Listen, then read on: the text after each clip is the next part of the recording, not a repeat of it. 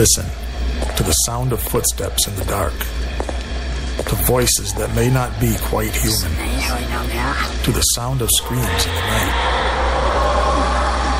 The Haunted Cabaret, the home of all things horror, on Rhode Island FreeRadio.org, with your host, George Garner. The Haunted Cabaret starts now.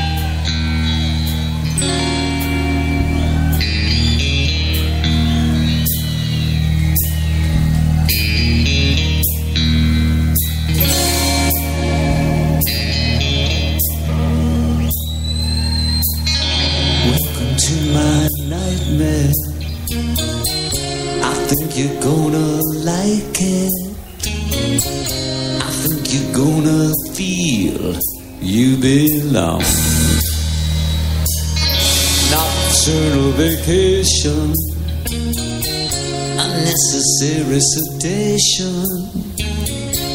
Inside you're gonna feel right at home. Welcome to my nightmare, yeah.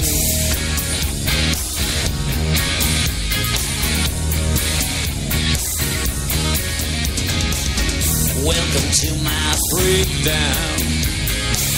I hope I didn't scare you. That's just the way we are when we come down. Yeah.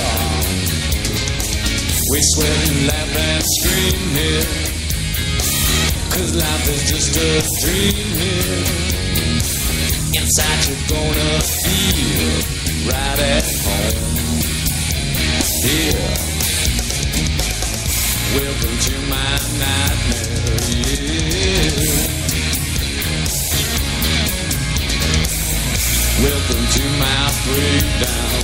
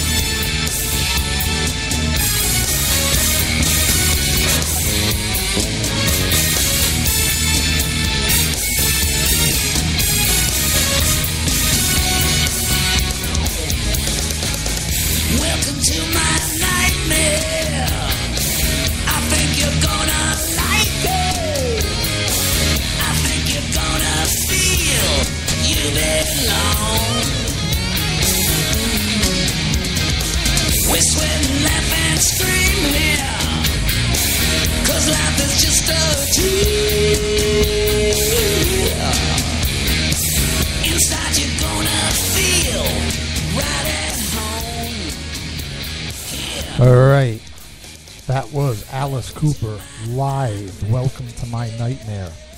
And this is the Haunted Cabaret. I'm your host, George Garner. At the controls, Tony Jones.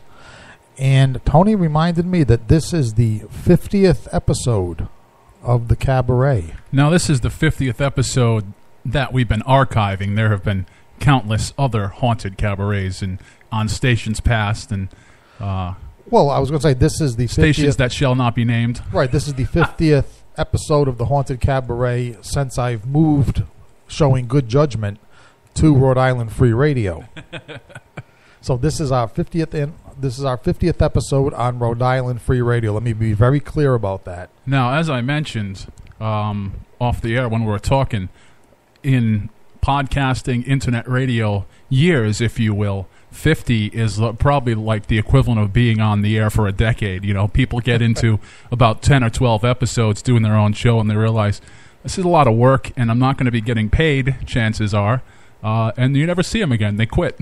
Right. Well, I think the difference here is that this does not resemble work to me. This is fun. Exactly. You know, even when I'm here, and another thing we mentioned off the air, if you're catching us live, which I see countless people are, George and I just happened to get here about 3 o'clock in the afternoon today. If you're catching us live, it's now 6:05, and even though we're here at 3 o'clock in the afternoon, we still got on the air late, and we do not smoke marijuana. Well, no. Well, the reason we started a little late is, number one, a computer snafu. Technical difficulties. And the other one is that we got into a pretty spirited conversation before we went on the air about the reason for the longevity of this program. As Tony pointed out, well, like I say, part of the reason is that it's fun. That's my end of things. And believe me, I find fun what most people find horrific. And so that, but Tony pointed out that there, how did you say it, Tony? That, you know, we just have no end of material for the show. Much to the chagrin of mankind, there's no lack of fine material to talk about here in the Haunted Cabaret, and at least for the next 6 months, it's only going to get better.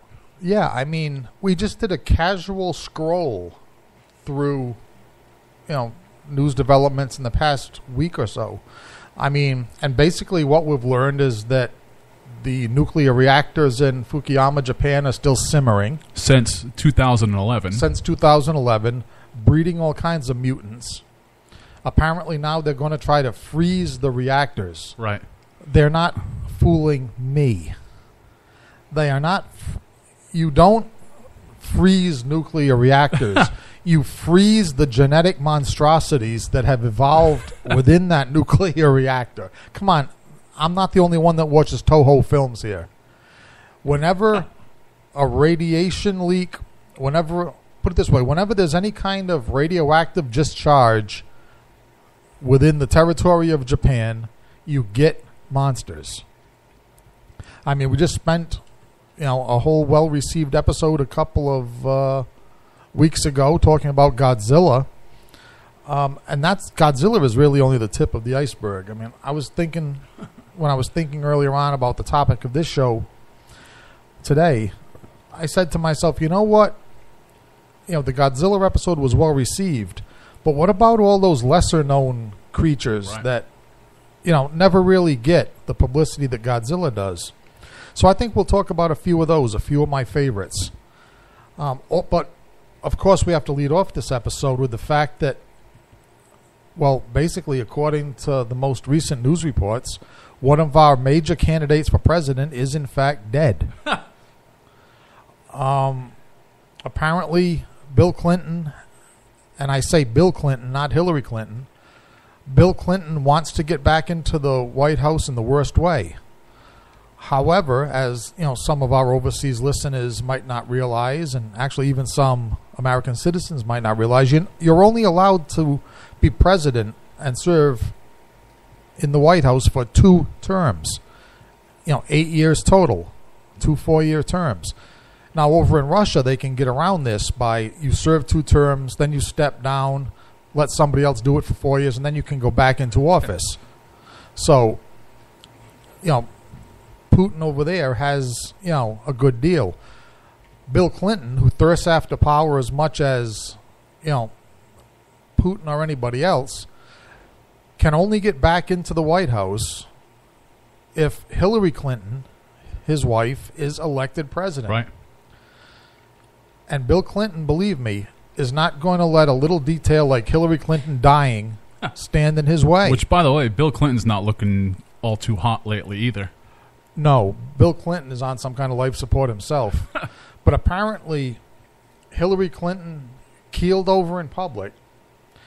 And, Tony, what was it? There was some kind of metal device that fell out of her legs. As she was being kind of weakened at Bernie's into the van. And this is from the Washington Times, things of that nature. This isn't from InfoWars or alt media substance type sites. This is a real video. Some kind of weird metal object fell out of her pant leg. Okay. And long-time listeners to the Cabaret will realize that you heard it here first. I theorized many, many episodes ago that Hillary Clinton is not a regular flesh and blood human being. My theory back then was that she was a proto love doll, one of those very realistic love dolls as portrayed on HBO. Bill Clinton did away with the real Hillary decades ago, replaced her with this cyborg, and now, unfortunately for Bill, this cyborg, which obviously had some parts made in China according to Donald Trump, has malfunctioned. The Hillary cyborg has malfunctioned and died. So what fell out of the pant leg, like a sprocket or a bolt or something? No, I'm thinking power cell. Some kind of either power cell or more specifically maybe a power cell that provides electrical charges to the leg, what answers for a leg muscle, which is why she collapsed. If the leg muscles had, or if the power cell for the legs had continued to function, she would have just stood there and gone zombie. She was wearing very dark sunglasses during the whole event. Ask yourself, who else wears very dark sunglasses? The Men in Black? The Men in Black. The Terminator robots. None of which you want to see elected president of the United States. Well, the Men in Black, maybe. Now, I am a very big fan of political spin, and once in a while, I've had to dispense my own political spin. And here's the other side of the story. Badass Hillary Clinton fights illness to attend a 9/11 memorial. Talk about spin. my goodness. Yeah, I mean, yep. The woman who has gone out of her way to create more 9/11s at scenic tourist sites like Benghazi. Yeah, she fought an illness to attend a 9/11 memorial. Isn't that just motivational? I always play devil's advocate, and she's a 67-year-old woman. They read every single name of the people, thousands of people that perished during 9/11. That's true. She did stand there for 3,000 names. Right. You have to stand still and stand quiet for close to 2 hours. I'm a little decrepit. I couldn't stand around for a couple hours. I mean, I wouldn't collapse, but I just couldn't do it. You wouldn't, right. No, I think maybe they should do what they did on the first season of Gilligan's Island. Gilligan's Island, in the song, there was only 7 castaways, but they didn't even mention all 7. I think the original song was the movie star and the rest here on Gilligan's Island. So I mean, I would, that's a little much. I would shorten those 9/11 ceremonies, maybe. I don't know, maybe mention 20 of them. I don't know. The silence is deafening. 20, 30. Put it this way: when people start to get restless, just wrap it up. Look, Bill. So and so and so and so, and a building full of people, 2 buildings full of people. So I don't know. Me personally, this whole 9/11 memorial thing. I'll come a tiny bit out of character into seriousness for a moment. I don't approve of the whole memorial thing in the first place. I mean, all this does is, if you're a terrorist, all it does is broadcast pictures of the World Trade Center collapsing worldwide all over again every year. Yeah. And, the Al-Qaeda fellas get to say, oh, look what, they're sitting there, having a couple of beers. Look what we did. I mean, it's the best free publicity you can buy. That's number one. Number two is that when you basically, nations that obsess themselves with memorials, and you see this more and more in the United States, the 9/11 memorial, right here in Rhode Island, we have the Station Nightclub Memorial. In mere walking distance of our studios. Exactly. When a country starts to obsess itself with the dead more than it does with looking forward, that means you're losing.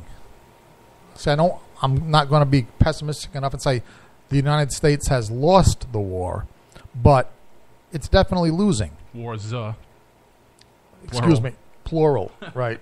That's true. We have the war against terror, which is one of the stupidest concepts. Well, it came from George W. Bush, so that tells you. That should explain it. That explains it.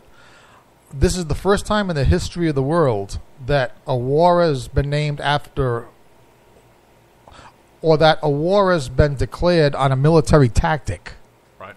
Why don't we just say the war on bullets? Why don't we just say the war on motorized weapons vehicles? It makes just as much sense. Why didn't they just say after 9/11, we declare war on Al-Qaeda, the organization led by Osama bin Laden? The end. The reason they didn't is because they were afraid that we would defeat Al-Qaeda too soon and too quickly, and that Lockheed Martin and other defense companies' stock... General Dynamics, but they weren't... No, General Dynamics is busy making outdated submarines. I don't even include General Dynamics in this. I believe they're called artificial reefs. Okay, that's what they're calling them now? Yeah. But, no, this 9/11 inspired war on terror was deliberately designed to be open-ended for the purposes of the profit-minded, as President Eisenhower warned us years and years and years ago. The military-industrial complex, and I don't mean to sound like a conspiracy theory, and yes, Badandi will be on the Tony Jones Show later this week. Talking wrestling. Of course, talking wrestling. But no, I don't think that's conspiracy-minded to say that when you declare an open-ended war that's been going on under 2 administrations and it's about to go on under a 3rd, no, that's not conspiracy theory. That's just... exploiting the American people. Economics at this point. It's economics. I mean, thank you, Tony. If you cut out the war on terror, if you wrap up the war on drugs, which is, I think even more than the war on terror, is a money maker and an employment machine. And actually the two things are linked, because the terrorists mostly use the drug trade in illegal narcotics to finance their terror attacks. So all this bullshit is intertwined. Okay. So I don't feel like memorializing 9/11. There's no reason to memorialize 9/11. And if you believe that the United States is on the right side of history in this fight against the Muslim extremists, it's actually a bad military strategy to memorialize 9/11. So, actually, a better thing to talk about than 9/11 is probably my birthday, because it only falls 2 days later. Damn. Yeah, it's much more important. And I just got a new house recently. So anybody that wants to, let's say, congratulate us for 50 episodes of the Haunted Cabaret, yeah, what Tony doing? Send money, right? Yeah. In the meantime, cash money at that, and preferably unmarked bills. What's that internet money? Bitcoin. Bitcoin, which unfortunately I am not yet a Bitcoin millionaire, but I'm still working. Yeah, well, I'm paying my mortgage on the new house in real currency. All right, let's get back to. All right, we're going to talk about the other monsters in a couple of minutes. Let's start off with Godzilla to set the theme. Here on Rhode Island Free Radio, Haunted Cabaret.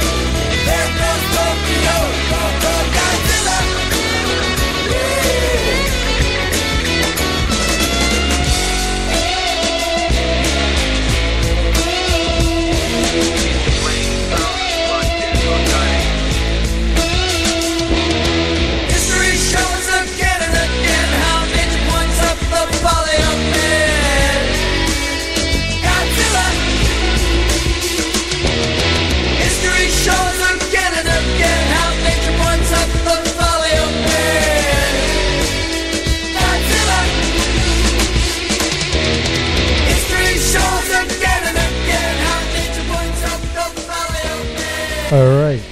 That was, of course, Godzilla, Blue Oyster Cult, one of my favorite bands from back in the day. A little unsung now, but they came up with a lot of songs just as good as that one. Would you consider that to be the most mainstream, well-known Blue Oyster Cult song outside of Don't Fear the Reaper? At this point, probably, yeah. Of course, there was also Burning for You. Oh, yeah. Okay, yeah. So that's pretty huge.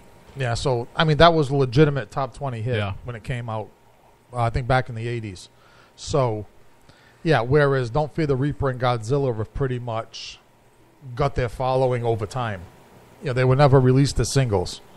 They just basically, you know, grew popular out of the arena shows back then.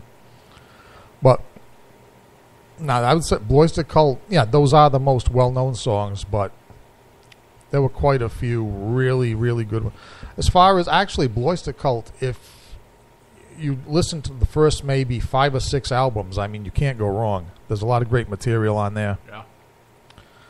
And unfortunately now there's a band touring called Blue Coupe, which is a few washed-up dudes from Blue Oyster Cult and a few washed-up dudes from Alice Cooper. out touring, smaller clubs. They want a $2,000-$3,000 guarantee, and nobody comes out to see them. Yeah, because why? Really, when you come down to it. Blois the Cult suffered. I think the reason Blois the Cult fell into obscurity is that they committed that cardinal sin of bands of staying around too long. Yeah.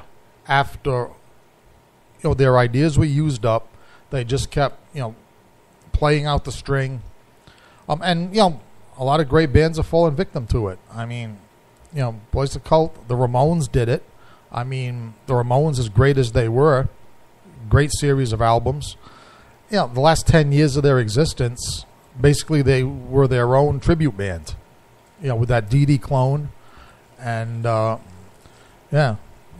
Kiss is doing it now. They're just repeating themselves. Well, as you have learned now being a homeowner, mortgages don't pay themselves. They don't. And it's not confined to bands. I mean, authors. Well, did you hear the latest with your beloved Kiss is that they couldn't even sell out the measly DCU Center in Worcester this past week, and people were upset because, actually, like they do with wrestling shows, when there's poor attendance, they'll switch up the seats and they'll block off the unpaid seats. Right. So it looks like a full arena. Right. So people had paid for certain seats and had to move to other places, and some diehard Kiss fans that I know were kind of pissed off that their whole night was kind of thrown for an ego trip. They lost their seats. They lost their seats so they could make it look like a full arena. Right. Don't look what's behind the curtain. Rows and rows of empty seats. Yeah. Well, no, Kiss is staying around too long. And not only are they staying around too long, but they're recycling the same show. I mean, they've been ever since their comeback in 97, 98, they've been playing the same effing show. With interchanging 2 or 3 songs and every tour, but that's about it. Like I say, Ramones, same thing. Why, when a band reaches a certain, and of course the quintessential one was Elvis Presley back in the day. I mean, he probably played the same set for, it wouldn't have been quite as long. He made his comeback in 1968, died in 77. No. So Kiss and the Ramones played the same set over and over longer than Elvis. This is not an accomplishment to be proud of. Now, on the other hand, like take the Rolling Stones, right? Longest band in the business. They do not play the same set every tour. And there's no problem filling arenas because they have a different set. They have a different stage show. And new material. And new material. Not that anybody wants to hear the new material, but it's there. Right. And the new material will eventually be old material. It's kind of, it's that, that maturing process, that nostalgia process has to take place. Although the Rolling Stones are more successful than a lot of bands doing that. I mean, because I know, especially, they remarked on, there was a tour in, let me think, which one was this? I think it was Bridges to Babylon. And everybody remarked on the fact, when they toured in France, I think it was, and they played in Paris, the fans were singing along to the new songs as enthusiastically as they sang along to the old songs. So I think if a song is good enough, whether it's old or new, like we mentioned, Blue Oyster Cult, Burning for You, when they played that as a new song, I was there that one of those nights when they went on that tour, and they got a response. If it's a good song, you'll get a good response. The problem is that most bands that have stayed around too long are releasing, whenever they try to release new material, the new material sucks in comparison to the old material that made them famous. I mean, let's not sell people short. I mean, yes, they want to hear the old songs. It's a matter of nostalgia, but Black Sabbath, right? One of our all-time favorite bands. One of my all-time top 5 favorite bands. They made that new album. They tried to release that single, Psycho Man. That song blows. I mean, as I love Black Sabbath. The first 6 Black Sabbath albums with Ozzy, one of the greatest strings in rock ever. But the great thing is, though, that the band realized it. Apparently, every time they played Psycho Man, the audience either sat on its hands or started heading for the exits, even though it was like five songs in. So what they did is when I went to see them on that tour, I guess it was later in the tour, and they had learned their lesson about playing it. Because what they did is they started out with the first few notes of Psycho Man. They went just like they were going to play the song, first few notes of Psycho Man, and Tony Iommi smiled and then switched to the riff for Paranoid. So they got the message.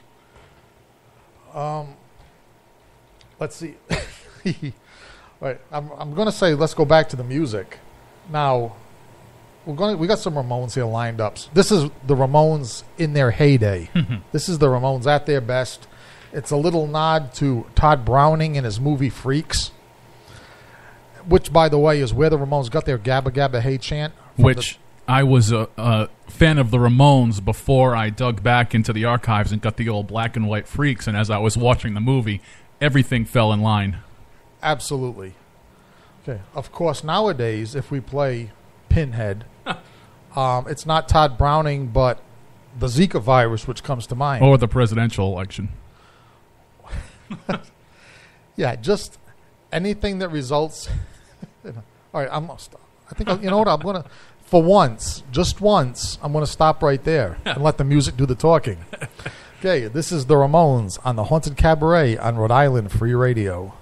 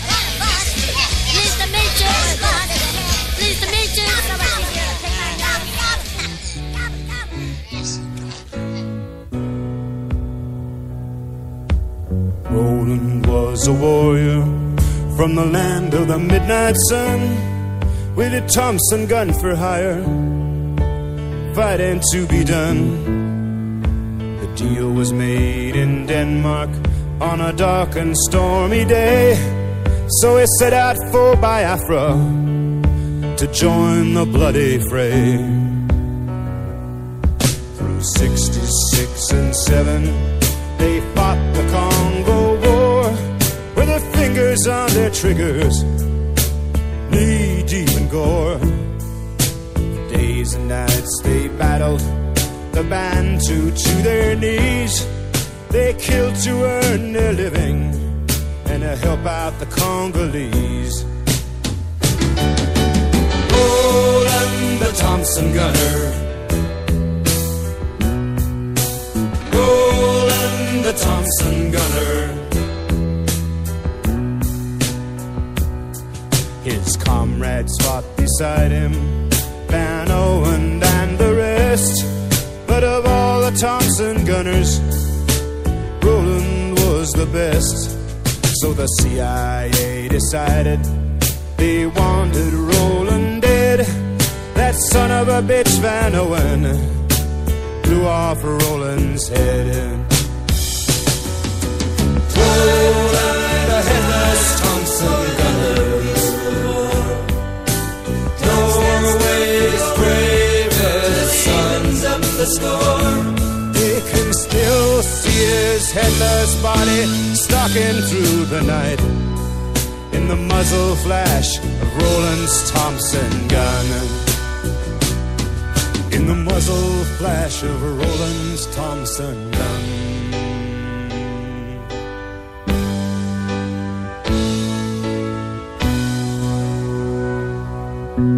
Roland searched the continent for the man who done him in. He found him in Mombasa, in a ballroom drinking gin. Roland aimed his Thompson gun, he didn't say a word, but he blew Van Owen's body from there to Johannesburg. Roland the headless Thompson gunner, Roland the headless Thompson gunner, Roland the headless Thompson gunner. Talking about the man, Roland the headless Thompson gunner. The eternal Thompson gunner, still wandering through the night. Now it's 10 years later, but it still keeps up the fight. In Ireland, in Lebanon, in Palestine, in Berkeley, Patty Hearst heard the burst of Roland's Thompson gun and body.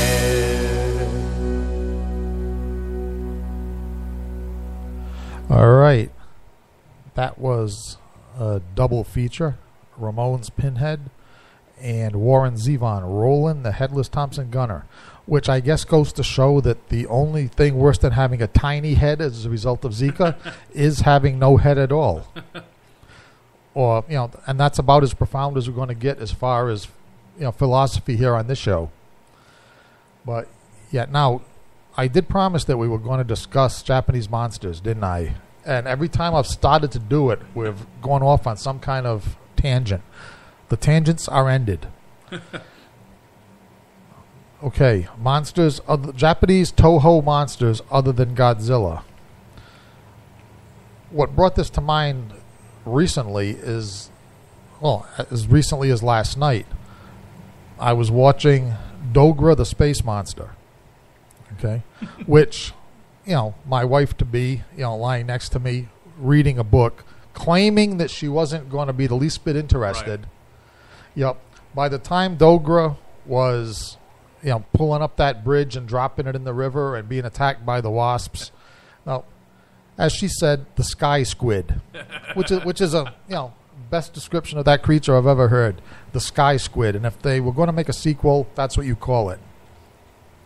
It also had a really nice resemblance to some kind of Lovecraftian horror. The tentacles coming down from the clouds. Really good stuff. That's entertaining. Then I got to thinking about, let's see, also with tentacles and entertaining for the wrong reason would be Yog Monster from Space. otherwise known as Space Amoeba in its original Japanese release. Now, Tony, are you laughing because you've seen this?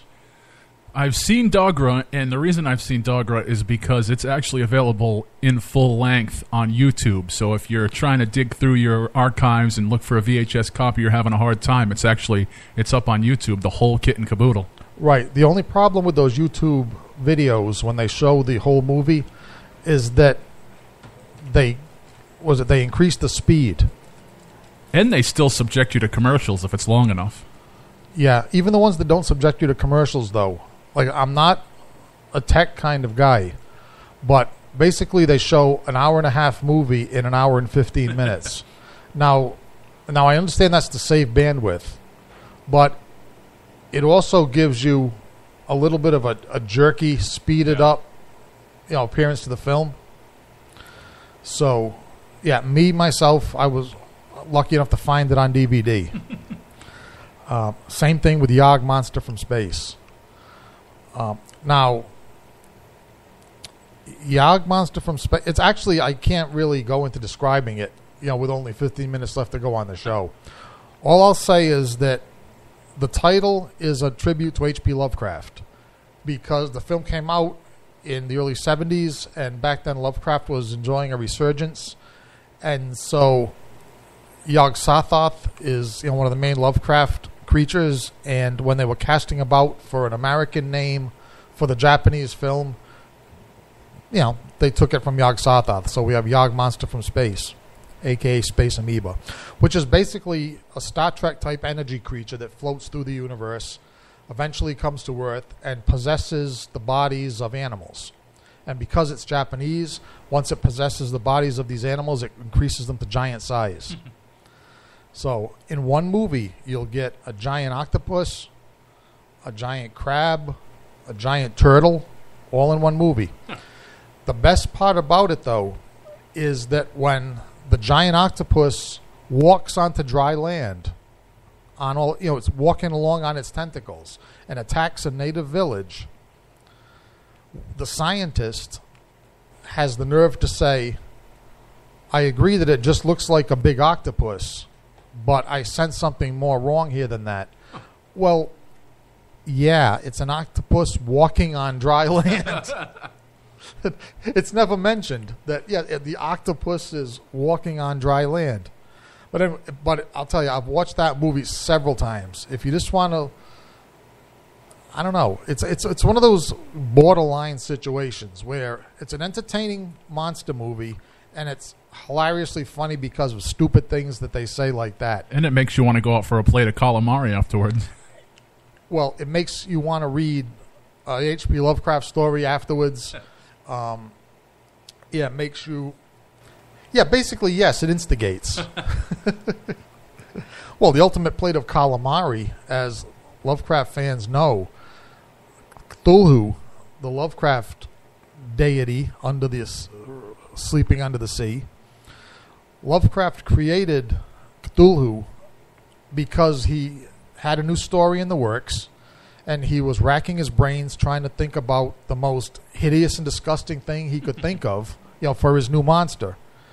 And fortunately for us and literary history, his friends took him out to a seafood restaurant, and they put a plate of calamari in front of him, and he decided that was the most repulsive, sickening, foul-smelling thing that he had ever, encountered. So that's why Cthulhu is a squid, because of Lovecraft's dish of calamari, which he hated. So that's why Cthulhu is a squid. It has the tentacles. It's the monster that we're familiar with. So Yog Monster from Space, not so successful, but a lot of fun. Now, then we have War of the Gargantuas. Now, the Gargantuas are creatures, they just don't get enough respect as they should. That to me is one of the all-time great, plain old simple, fun monster movies. The brown Gargantua, the green Gargantua, they're actually a sequel to a Japanese movie called Frankenstein Conquers the World, which, deserves an episode in itself. Now, speaking of digging through the dusty back rooms to try to find some of these movies, I actually bought that movie on DVD at Rock and Shock. I got it home. There was nothing on the DVD, and because I bought it from some sleazy guy at a convention, there was no way to get my money back. They sold me a blank DVD. War with the Gargantuas or Frankenstein Conquers the World? Frankenstein Conquers the World. Yeah. I'll tell you, unless it was just information that should not, that they were censoring. Because keep in mind, the story of Frankenstein Conquers the World reveals a hitherto unknown chapter of World War II of cooperation between the Nazis and the Japanese. Briefly, what happens is that the Germans have the Frankenstein monster, the Frankenstein monster as portrayed by Boris Karloff, written about by Mary Shelley, that Frankenstein monster. And they have the heart of the not the whole thing anymore, but I guess they've dissected it to bits, being Nazis. But they have the heart of the Frankenstein monster in a nutrient still alive.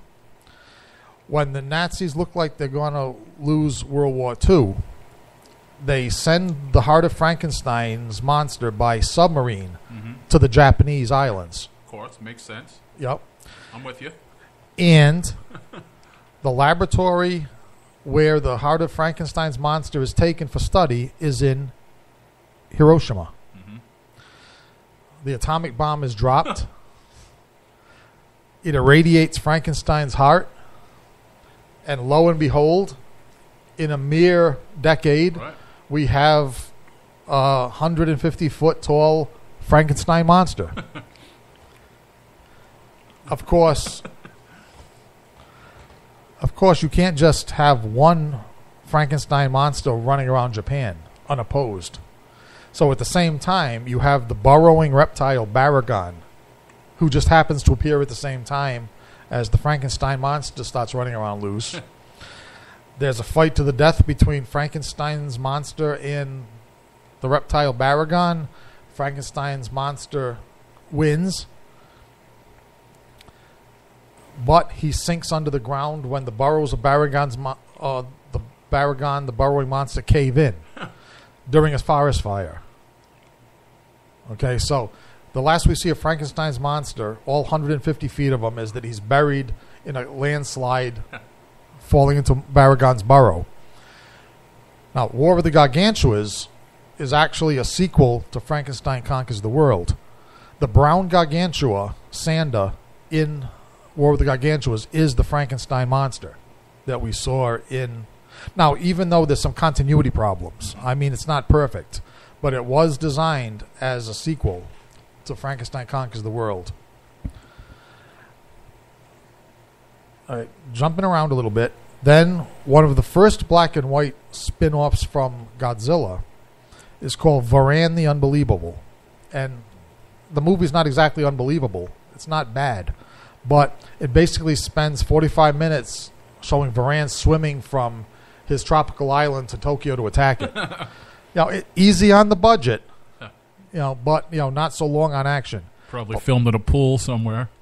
Yeah, somebody's backyard. Yeah, probably the Emperor of Japan's backyard, because that was the only, the Imperial Palace was the only thing left standing, pretty much after World War II was finished. And this wasn't long after that, the early 60s, I think.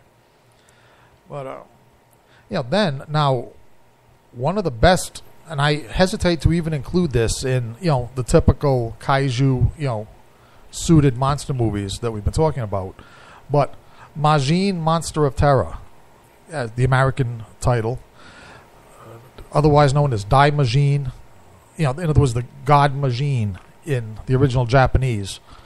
And this, I'll tell you, this movie you want to watch, not just as a monster movie, but as just a plain old entertaining movie. And basically it's set in the samurai, the shogun days of Japan. And it's a war god who protects the oppressed people from a tyrant.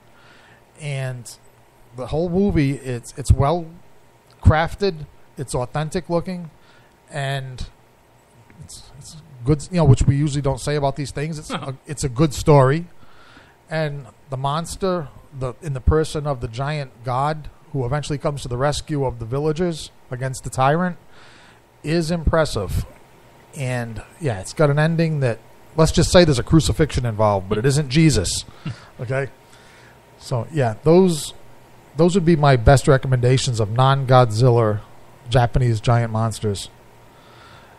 The one to miss is called Gappa the Triphibian Monster, which is a ripoff of the English film Gorgo.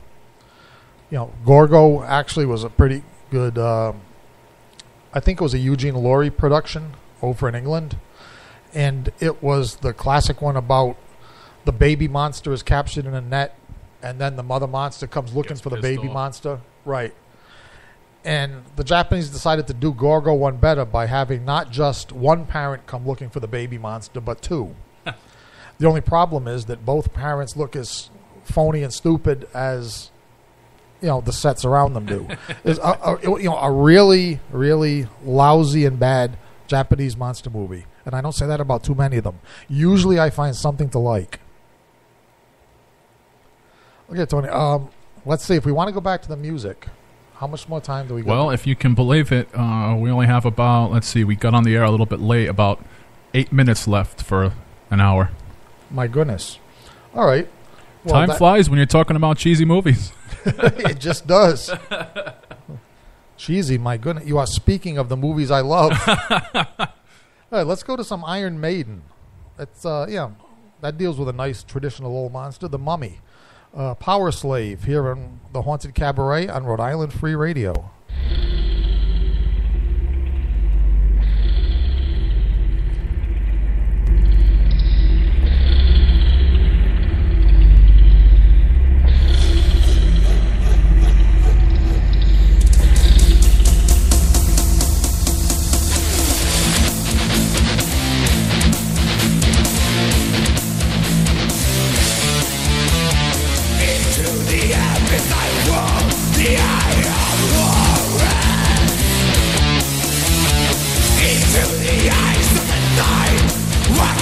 Be a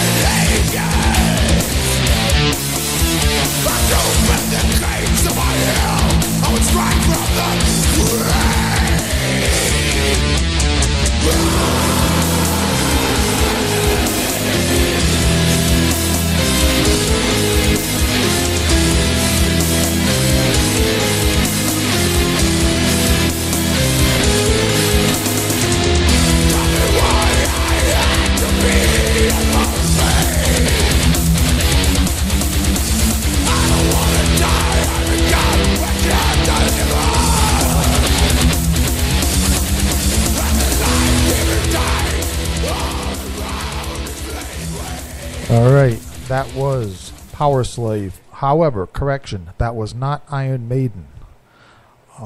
What we have here is two versions of the song. One is, the original by Iron Maiden, their song. The other one is a cover by Ancient Wisdom.